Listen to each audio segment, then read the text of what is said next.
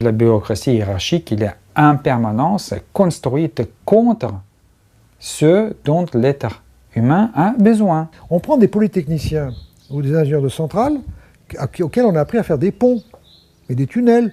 On ne leur a pas appris à gérer des gens. Je connais des entreprises où les numéros 2 de l'entreprise interpellent chaque personne qui va vers les fournitures et il sort avec 2 stylos. S'il les voit dans le couloir avec 2 stylos, il dit « Pourquoi vous avez pris 2 stylos ?» Et on appelle ça un leader de cette entreprise. Non, c'est pas un leader, c'est un flic. On n'a eu aucun problème qualité la nuit les 5 dernières années. Tous les problèmes qualité venaient le jour quand la structure est là.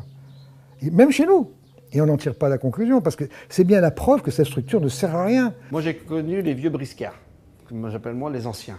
Les anciens, moi, je suis arrivé, j'étais avec les anciens, j'avais pas terre à bouger de ma place. C'était, tu fais ça, tu fais pas autre chose. Eux, ils étaient opérateurs 8 heures, moi, j'étais manœuvre 8 heures. Et après, quand M. Zobris est arrivé, il a dit non, maintenant, c'est plus comme ça, c'est chacun 1 heure. Dans d'autres entreprises, on vous disait, OK, ton boulot maintenant, c'est ça, tu fais ça, et puis terminé. On ne s'occupait pas du gars, on ne lui demandait pas ce qu'il pensait, on ne s'occupait pas de son avis, quoi. Je m'arrête un poste de travail, je commence à discuter avec l'opérateur. L'opérateur est devenu tout blanc, tout juste qu'il n'est pas tombé en... Parce qu'ils n'avaient pas l'habitude qu'un directeur allait descendre dans l'atelier pour parler aux opérateurs. 50% d'énergie des gens qui travaillent dans les entreprises qui sont des bureaucraties hiérarchiques sont uniquement consacrés à lutter contre cette bureaucratie hiérarchique. Plus il y a des relais de communication, plus on est lent. Et aujourd'hui, l'entreprise qui va gagner, ce n'est pas la grosse entreprise, mais c'est l'entreprise réactive, c'est celle qui ira plus vite que le concurrent. Un bon ouvrier, c'est quoi? Ou une bonne dame au guichet dans une banque. C'est quelqu'un qui prend des décisions. Mais comme la structure est payée pour prendre des décisions, elle interdit à l'ouvrier ou à la dame au guichet de prendre des décisions. Vous imaginez le football, hein, je ne sais pas si on peut s'appeler le football, où il y en a des chefs derrière chaque... il y a un chef des défenseurs, avec des règles, et le gars avant de jouer, il doit regarder la règle, hein, la procédure, et puis on attend, et puis s'il n'y a pas de ballon, on attend le chef, et puis s'il y a 5 heures, bah, il y a une pointeuse. Alors attends, on ne va pas jouer les prolongations, hein. La confiance coûte beaucoup moins cher que le contrôle. Si on regarde dans une entreprise le coût de tout ce qu'on dépense pour contrôler, prenez un truc très simple. Une usine en 3-8, avec un magasin fermé à clé. C'est-à-dire qu'il y a 3 magasiniers. Un magasinier chargé, ça vaut 2 000 € par mois. Ça fait 6 000 €. On ne volera jamais pour 6 000 € par mois de gants pour le jardin. Comme mon prédécesseur, lui, faisait plein de réunions. Il avait son bureau à l'étage, avec une grande vitre, et il voyait tout, il descendait jamais. Comme moi je tournais dans l'usine, dans le mois d'août, j'ai fait murer la fenêtre. Et en fait, c'est le fait générateur qui a fait comprendre, mais je l'ai fait inconsciemment, je n'ai pas calculé, c'est le fait générateur irréversible qui a fait comprendre à toute la meute que quelque chose allait changer. C'est un monsieur qui a su faire confiance vers ses opérateurs. Que monsieur tout le monde, bon, c'était un autre monsieur, c'est qu'il était là, il avait sa fenêtre qui donnait sur la fonderie. Si on allait boire un coup, qu'on était trop longtemps à la buvette, il appelait le chef, tu retournes à ta place. Que monsieur Zobris descendait, tu étais en train de boire un café, il s'arrêtait, on discutait 2 minutes et il savait très bien qu'on reprenait notre travail. Mais là, déjà, c'est des petits trucs qui choquent.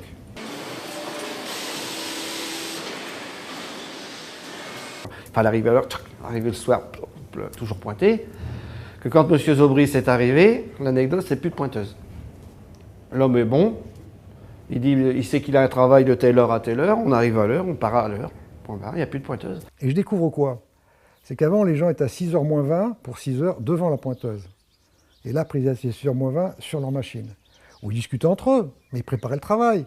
Parfois, ils restaient jusqu'à 6h15 pour remplir la benne, parce que c'était logique de finir la benne.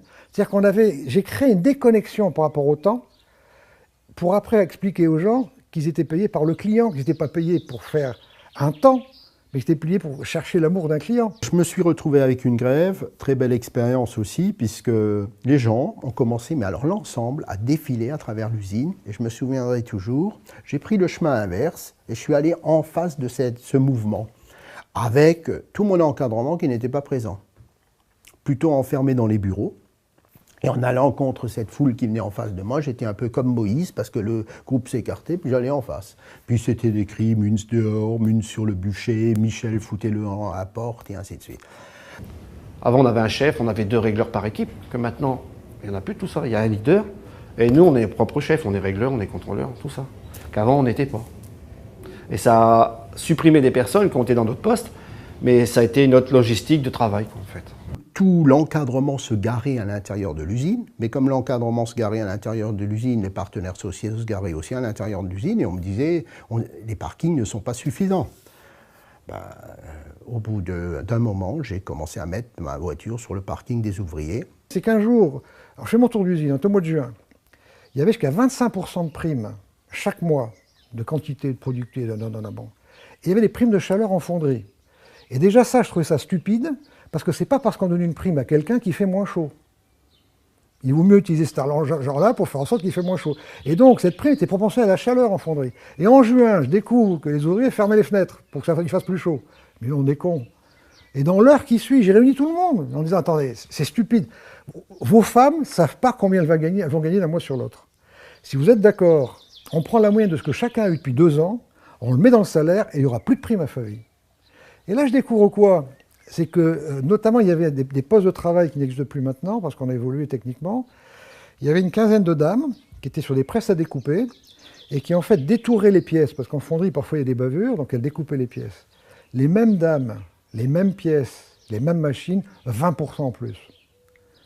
Alors, je suis allé voir les dames en disant, mais je ne comprends pas. Et les dames ont expliqué 2 choses. Elles m'ont dit, d'abord, on veut prouver au cadre que vous avez raison. Parce qu'elles avaient bien compris qu'en fait, je remettais en cause le pouvoir des cadres. Et la deuxième, c'est elles me disent, il y a un geste qui aide la journée à passer. C'est-à-dire qu'elles avaient une cadence physiologique qui était la cadence de moindre fatigue, qui était supérieure à la cadence qu'elles avaient avant. Et quand je leur ai posé la question, je dis, mais pourquoi vous ne le faisiez pas avant? Elles m'ont dit, mais monsieur, si on avait fait ça avant, on n'aurait plus jamais eu de prime. Elles dosaient leur effort pour avoir la prime maximum, sachant que si elle allait trop fort, on remontait le quota. Dans une société, il y a des non-productifs et des productifs. Des productifs, il en faut plus, des non-productifs, il en faut moins. Et c'est ce qui s'est quand même passé ici. On a quand même, les gens qui étaient régleurs avant, ils sont partis dans d'autres postes. Ils n'ont pas été virés. Que dans les autres sociétés que je connais, la hiérarchie là, c'est toujours l'ancienne. Et c'est ça qui tue les sociétés. Ça nous a dégagé aujourd'hui de la puissance supplémentaire pour nous occuper du moyen et du long terme. C'est-à-dire, c'est vrai que nos managers de mini-usines ont plutôt la tête dans le guidon dans le quotidien, mais tous ces supports qui n'avaient que des travails de doublons par rapport à ces managers, eux, ils s'occupent du futur et du moyen terme, et ça nous permet aujourd'hui de progresser.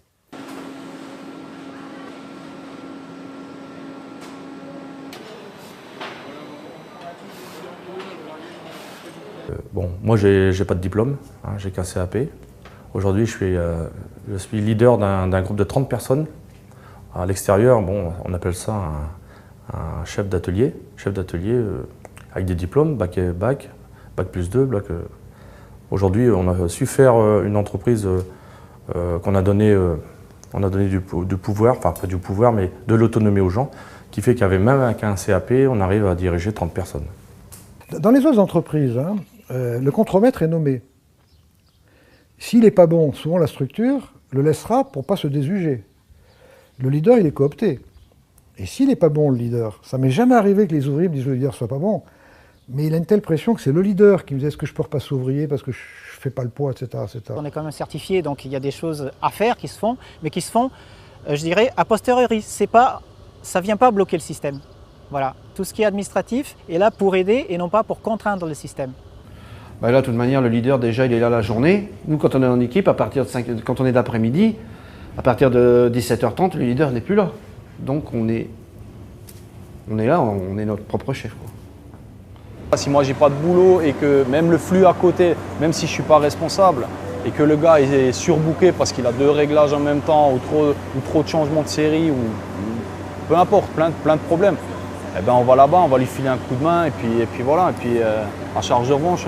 Si j'ai un collègue qui me pointille un peu trop, moi je ne vais pas par 4 chemins, je l'attrape dans un coin, je dis écoute, t'arrêtes ton cirque, je dis on est là pour bosser, on n'est pas là pour déconner. C'est les syndicats qui doivent remonter, et tel que je le vois, remonter les informations de la base et dire là ça ne va pas. Il ne faut pas gueuler, il ne faut pas venir avec le drapeau. Je pense que c'était à une certaine époque, c'est dans d'autres entreprises, certainement il faut le faire, mais ici, ce n'est pas la peine. On téléphone, la porte ouverte, on téléphone et on dit OK, rendez-vous, et puis on étale, on a ça, ça, ça, et on travaille dessus. Je gagne ma vie, j'ai un bon boulot, je me plais dans mon travail, j'irai pas chercher ailleurs. À Favie, avec les primes d'intéressement et les primes de participation, pour un ouvrier, ça peut aller jusqu'à 15 mois de salaire, voire 16 mois de salaire. Il y a beaucoup d'entreprises, nous, dans le Vimeu, qui ferment. On est toujours là et il y en a beaucoup qui me posent la question. Vous avez toujours du boulot, comment ça se fait? Le chômage partiel entraîne une démotivation, alors que nous sommes à l'abri parce que on nous a demandé de faire des efforts, certes, mais qui étaient tout à fait raisonnables et qui étaient équitablement répartis sur l'ensemble du personnel, ce qui nous a permis de passer la crise d'une manière très correcte. Et aujourd'hui, nous sommes motivés pour continuer à nous bagarrer.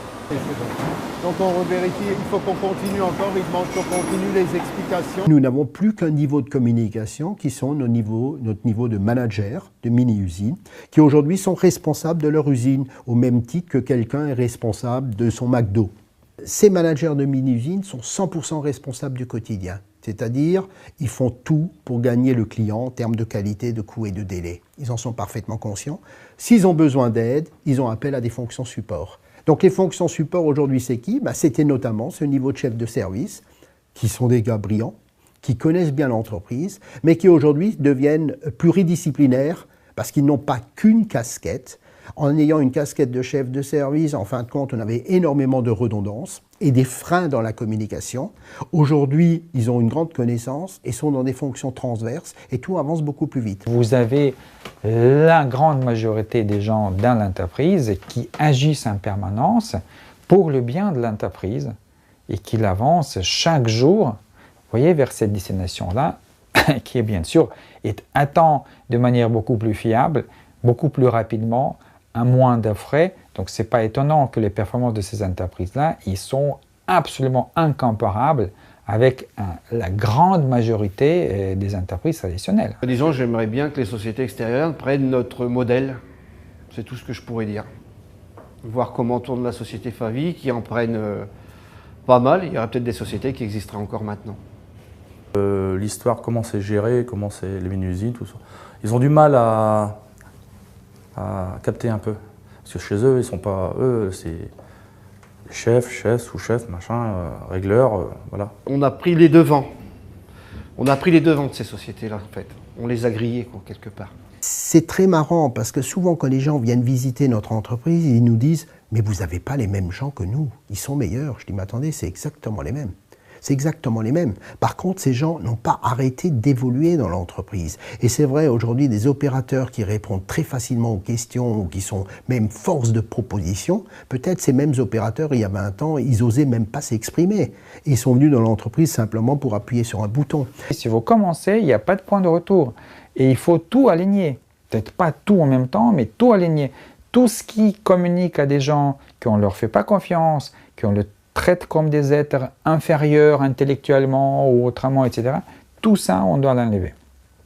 Petit à petit, mais on doit l'enlever. Pour réussir, il faut bien sûr aussi quelqu'un qui porte ce projet. Et quand je dis qu'il le porte, je dirais c'est pratiquement un travail quotidien parce que ça demande quand même beaucoup de patience et beaucoup de persévérance. Moi, j'ai vu vraiment les résultats commencer à pointer le bout du nez au bout de 3 ans quand la démarche a démarré. Mon Dominique, je le fais venir et je lui dis, mon bon Dominique, à partir du 1er janvier, c'est vous qui me remplacerez.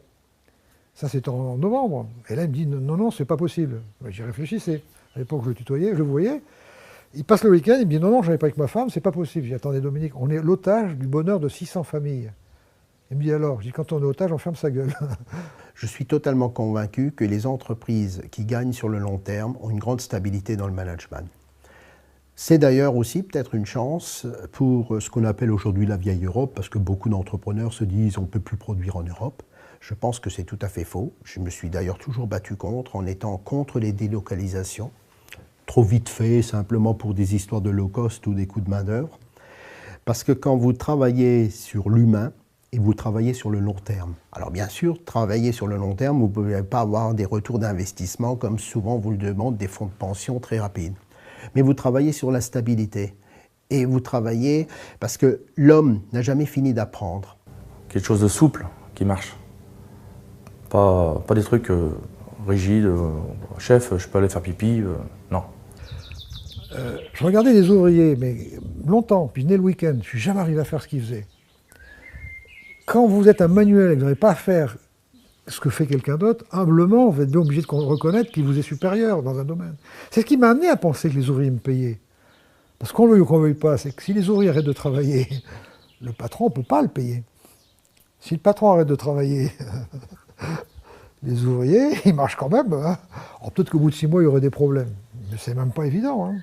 Ça existe depuis des dizaines d'années dans un nombre assez important d'entreprises, dans tous les secteurs, toute taille, et que, a priori, si un patron veut le faire et peut le réussir, comme les autres. On ne sortira jamais du village. On n'ira jamais en Roumanie. C'est pas la peine d'insister, parce que c'est pas notre rêve. Une bonne innovation, c'est une désobéissance qui réussit. Donc ça montre bien qu'il faut un peu sortir des carcans et des structures pour avancer.